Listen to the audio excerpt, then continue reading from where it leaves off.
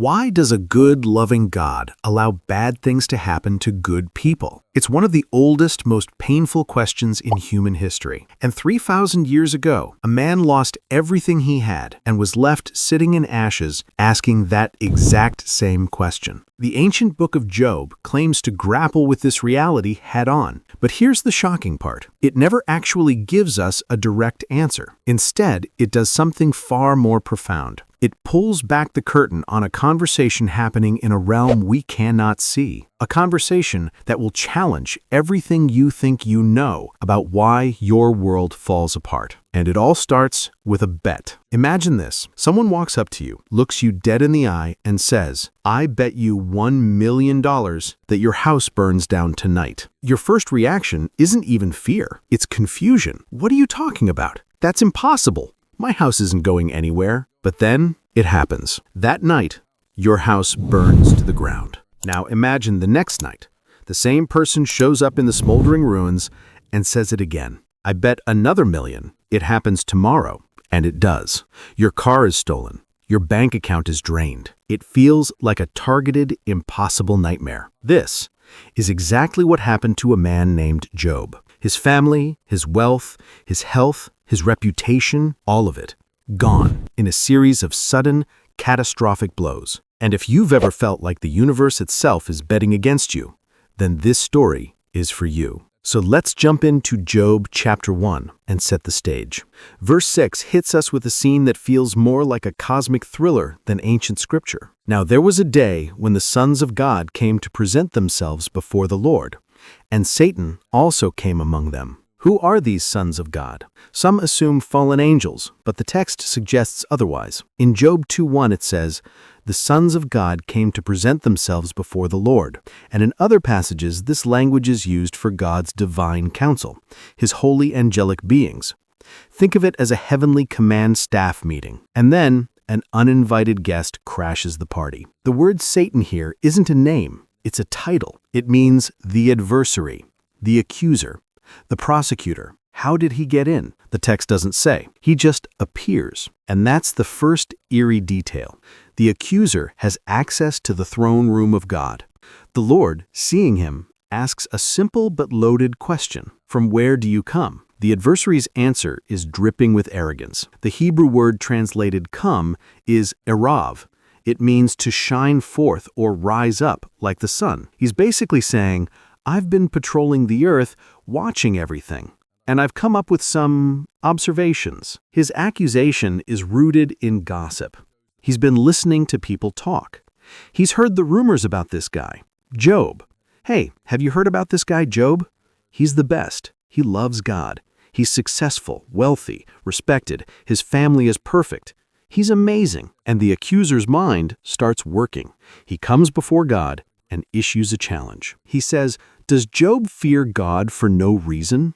Have you not put a hedge around him and his house and all that he has on every side? You have blessed the work of his hands, and his possessions have increased in the land. But stretch out your hand and touch all that he has, and he will curse you to your face." Let's break down this accusation, because it's the core of the entire story. Satan's claim is this: human loyalty is a transaction. It's not real. Job is only faithful because you've paid him to be faithful, with blessings and comfort.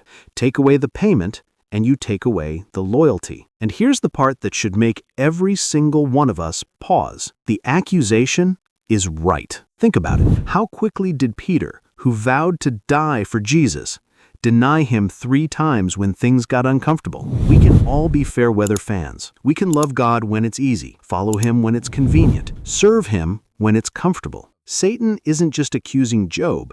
He's accusing all of humanity. And on the surface, he has a point. Now watch how God responds. He doesn't get angry. He doesn't dismiss the claim. He points to Job and says, "Have you considered my servant Job? There is none like him on the earth, a blameless and upright man who fears God and turns away from evil." God is in effect saying, you're wrong about him. His faith is real. And here's where the unthinkable happens. God grants the adversary permission. "Behold, all that he has is in your hand. Only against him do not stretch out your hand." God, in his sovereignty, allows the test. He places the bet.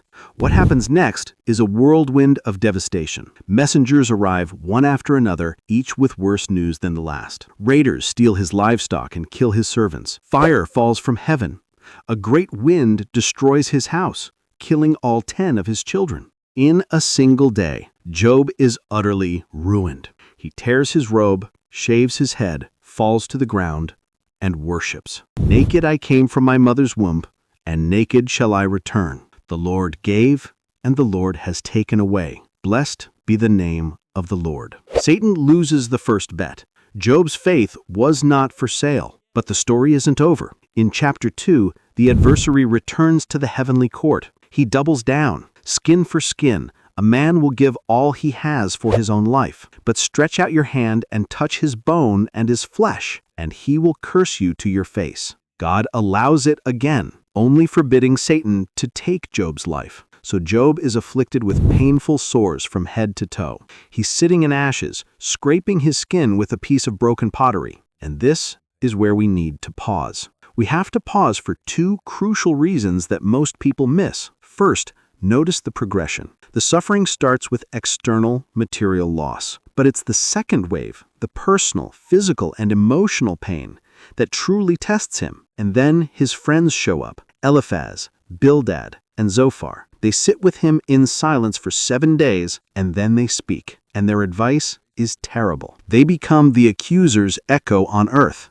Job, this must be your fault. You must have sinned. God is just, therefore you deserve this. Their religious-sounding but deeply wrong advice is often the final, most painful blow to someone who is suffering. Have you ever experienced that?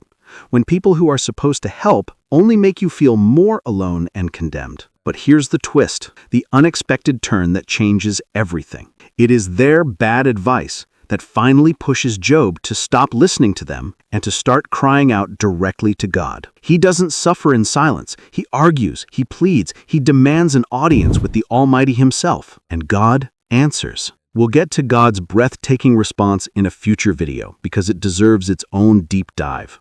So make sure you're subscribed with notifications on because you won't want to miss it. But for now, let's land the plane here. The book of Job doesn't answer the why of suffering with a neat and tidy formula. Instead, it answers the who. It reveals that there is an unseen spiritual reality where our faith is valued so highly, it is the subject of divine discussion. It shows us that suffering is not always a punishment for sin. Sometimes it is the refiner's fire for a faith that is so genuine, even God himself vouches for it. If you are in the ashes today, if you feel like the universe has bet against you and won, hear this. You are not alone. Your suffering is seen, not just by us, not just by your friends, but from the throne room of heaven itself.